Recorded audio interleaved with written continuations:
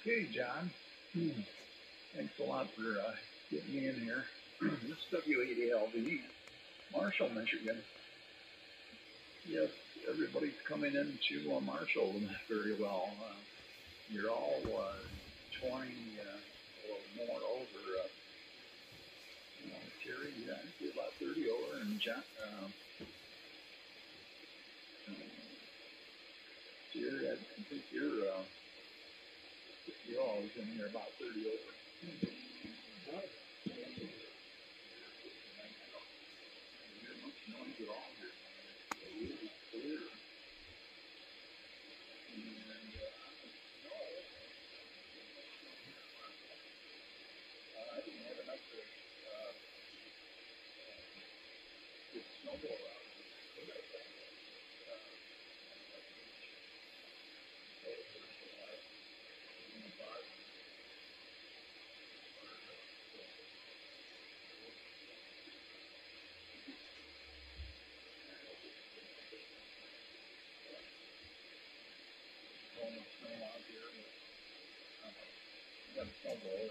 Good.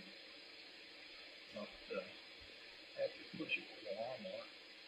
I used to do that. It got kind of hard when it got kind of deep. You were able to push it back there. And I get into everybody here, John, Larry, Terry. I don't think I talked to you before, Terry. Beautiful signal in here. Audio is really good. If you learn about your audio, don't worry about it. I'm good in here.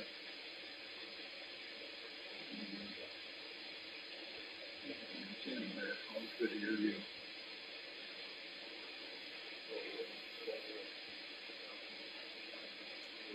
Really good there. Well, I'll turn it over here to Jerry. And looking forward to the Zapathon there too. Now, first time I've gone to it was last year, so looking forward to the next one here. W8 and VAP and 116 meter net here. This is W8ALV.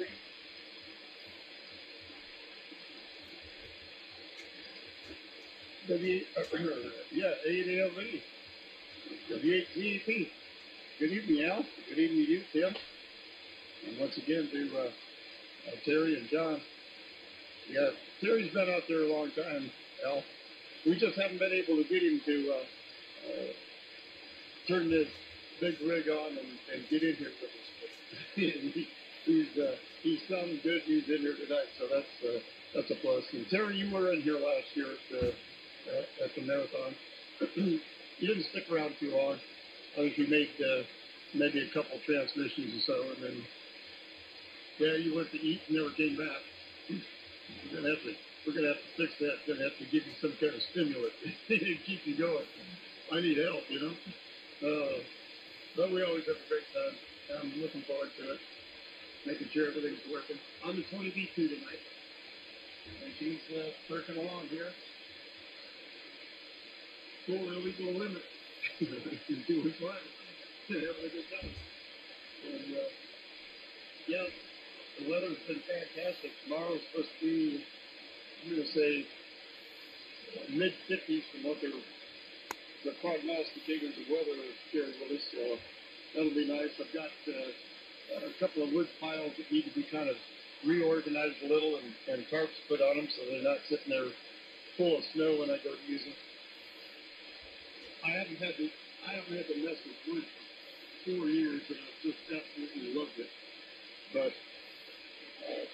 our new system's not in yet, and I think it's going to work really good.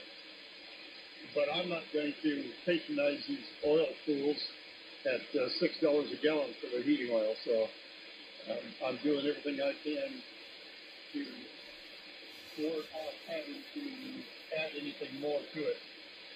I've been going to different people's places that have been converting from oil to propane and have been buying the fuel from them at a very cheap rate. Of course, I have to pump it and haul it and all that stuff. But nevertheless, save quite a bit of money, and that's that's actually how I've done all the testing with the jet truck so far, is with still, I kind of mix it somewhat like a JP fuel with like 30% gas in it.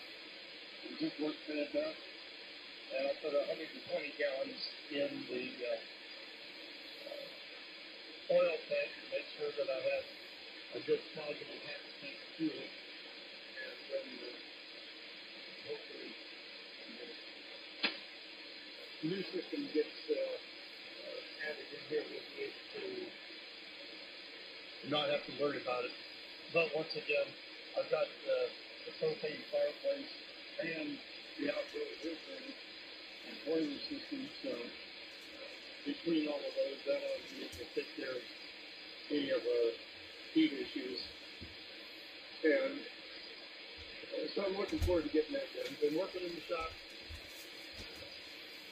designing a whole different engine stand to be able to handle like some of these old engines that I work on, like I'm completely restoring a 1939 Lincoln Zephyr V12 flathead, and they don't have adequate support in the back to be able to support their engine stand, so I built a two-post stand that actually supports them from the exhaust ports on both sides of the block.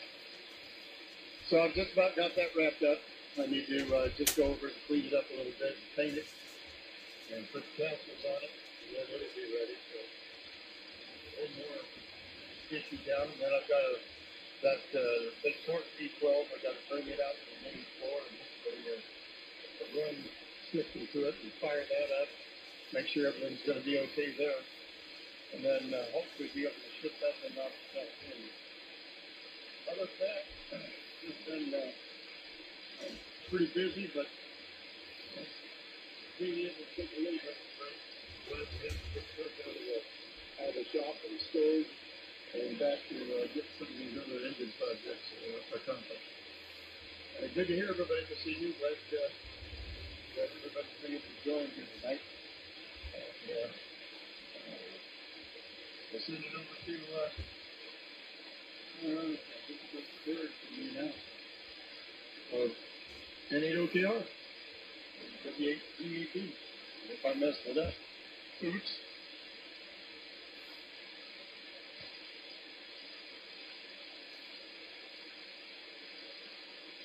Yeah, I think I sent it over to Tim, I think. Well, good evening, everybody, all the joiners. Al, good to meet you. W8ALB, I've heard you on the air before.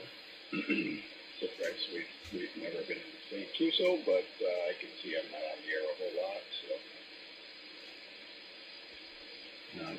not terribly surprised. Yeah, I have something. I have something in the audio. You know, once in a while I have to unplug all the quarter-inch jacks in my audio chain and wipe them down with Scotch-Brite and get things to play nice. So it's probably what I have to do, or it's the level of, it might be the level of compression I got going on here. That looks a little more like it. Anywho, well, I don't have a lot going on here. Nothing really going on out in the barn. I got the S10 tore apart. The frame has been cleaned up and painted and all of that good stuff. But now that it's cold out, I don't have a whole lot of ambition to go out to the barn and really do much with the projects out there. I've grown to not like cold weather, and I'm okay with that. So, but tomorrow's project sounds like Christmas lights. I was told. I've been able to, and since 2009 when we moved in here, not have to put Christmas lights up. But sounds like this is the last year. Sounds like I'm not going to be getting away with that, and I'll be putting up Christmas lights tomorrow. So that ought to be fun. Anyway, okay, on the engine stand there, Jerry, I've got one engine out there in the barn sitting on 4x4s and 2 on engine stands. So I need to get another engine stand, maybe just a cheapie from Harbor Freight, I guess, will easily do the job for what I'm doing. But anyway,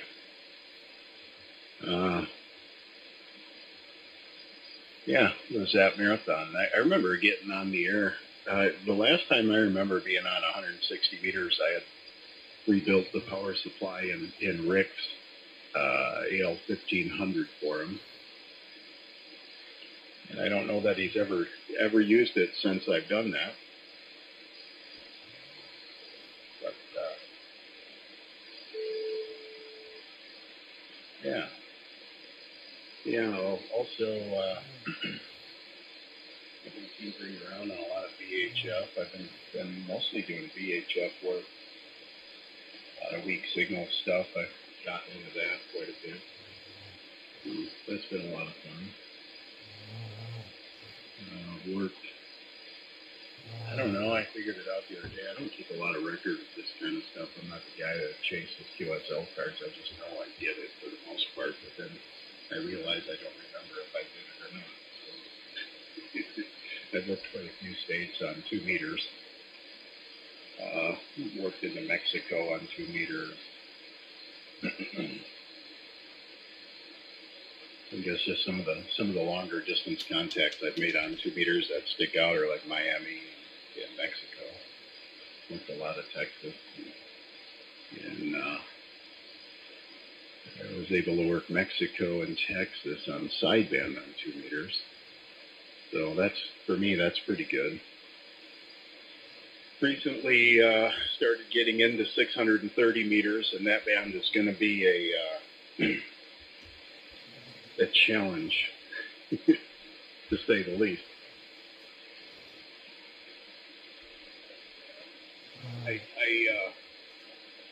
made a couple contacts on it. The first contact I made on 630 meters was almost 500 miles, 480 miles.